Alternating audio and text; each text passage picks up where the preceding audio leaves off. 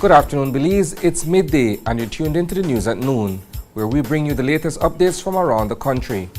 I'm Isani Cayetano, and here's what's making headlines today. 4 murders in 6 days. New police commissioner faces immediate challenge as violence surges. Tracy Tager Panton reaffirms commitment to unity amid leadership changes in the UDP. Belize celebrates Nurses Week with heartfelt gratitude. And Belizean twist on Ceviche, a Culture Tuesday special. These stories are coming up in just 1 minute. In the face of tragedy, you depend on accurate and timely information. In times of triumph, you seek to be inspired. You demand transparency and accountability. Your desire is to know and to understand, to be heard and seen. I take pride in telling stories that safeguard communities. Your dedication and success live on through these reports. Getting to the truth is my duty. My unwavering commitment is to tell the stories that matter the most to you. I am News 5.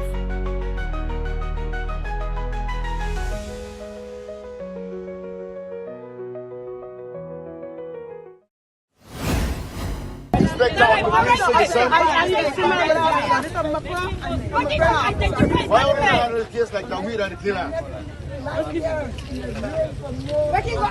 handle this case like we are the killer? That's my son. I need to see my son, man. I need to see my son.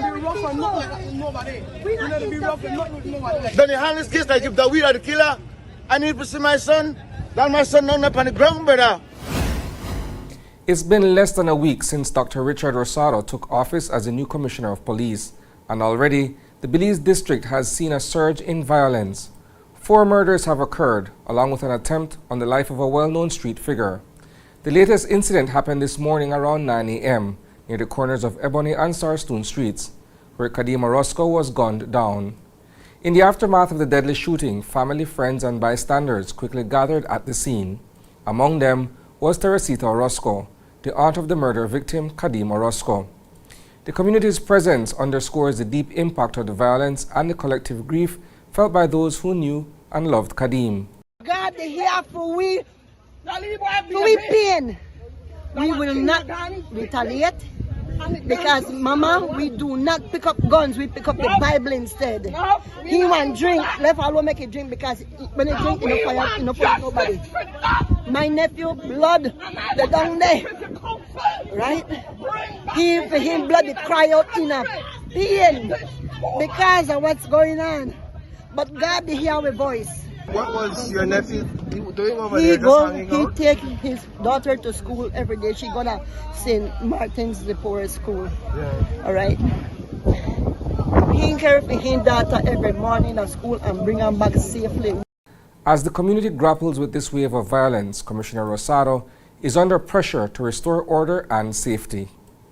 Tracy Tager Panton has reaffirmed her commitment to unity within the United Democratic Party as the party navigates recent leadership changes.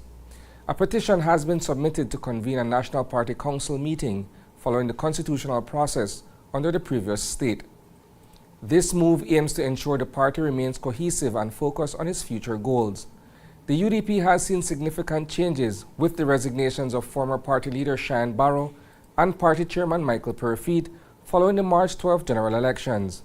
Despite these departures, deputy leaders and the vice chairman remain in their positions.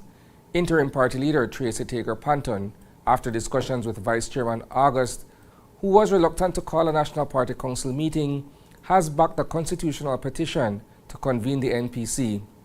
According to the UDP Constitution, a valid petition automatically triggers the call for an NPC meeting. Secretary General Shari Medina and Vice Chairman August are now required to organize this meeting. The petition proposes that the NPC meeting be held on Saturday, May 17th, or alternatively, on Saturday, May 24th. The agenda includes electing an interim chairman to replace Michael Perfeet and setting a date for the next national convention. The UDP is navigating these leadership changes as it prepares for its future. This week, a heartfelt message of gratitude is resonating across Belize as the nation celebrates Nurses Week. Clinics, hospitals, and homes are honoring these dedicated men and women at the core of our healthcare system. especially midwives, whose work impacts every Belizean from birth. A special ceremony at the Carl Houston Memorial Hospital kicked off the celebrations, where nurses were recognized for their outstanding services. Awards were presented in various categories, highlighting the exceptional contributions to these healthcare heroes.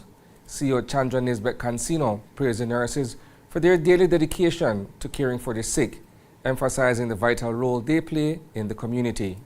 Well, it's important for us every year to ensure that we recognize them and we thank them and that their voices are heard. It's now competition among not only the world but within Belize itself.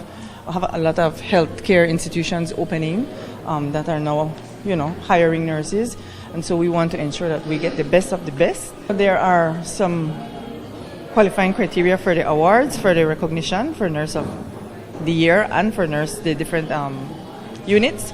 And they include, I'm just reading it from the document here, that they have to be in a clinical setting for at least a year, that they have attendance to education meetings and department meetings, that they demonstrate professionalism, that they are licensed with the Midwives and Nursing Council of Belize, that they have punctuality and things like that. So once they meet the criteria, they qualify to receive their awards today. Ceviche, the vibrant dish from South America, has become a beloved staple at Belizean social gatherings. Traditionally made with raw fish, marinated in citrus juice, the Belizean palate has given it a unique twist by incorporating other seafoods like shrimp and conch. In today's edition of Culture Tuesday, we visit Don Ceviche in Belize City to discover how authentic Belizean ceviche is crafted. Here's a sneak peek into the delicious world of this local favorite.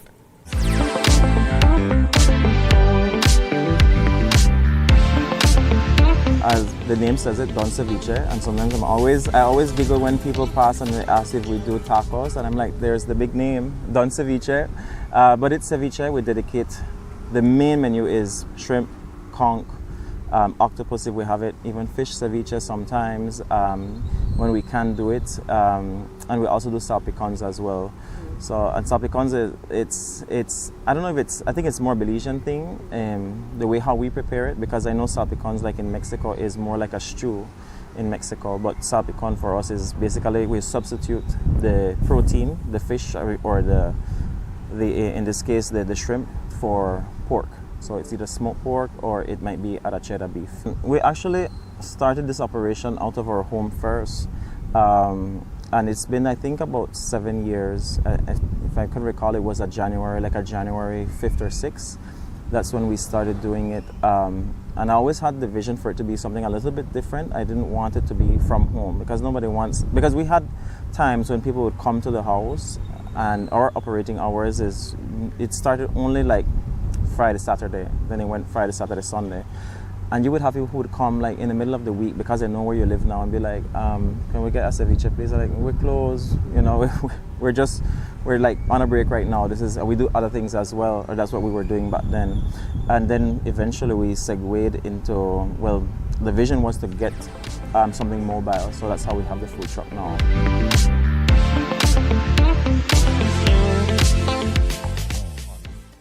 That's a wrap for the news at noon. But don't worry, there's plenty more coming your way at 6 p.m. We'll dive deeper into these stories and more. In the meantime, visit channel5belize.com and follow us on Facebook for real-time updates. And don't miss Open Your Eyes tomorrow morning for fresh takes on today's headlines. Thanks for tuning in, Belize. Stay informed, stay inspired, and have a fantastic afternoon.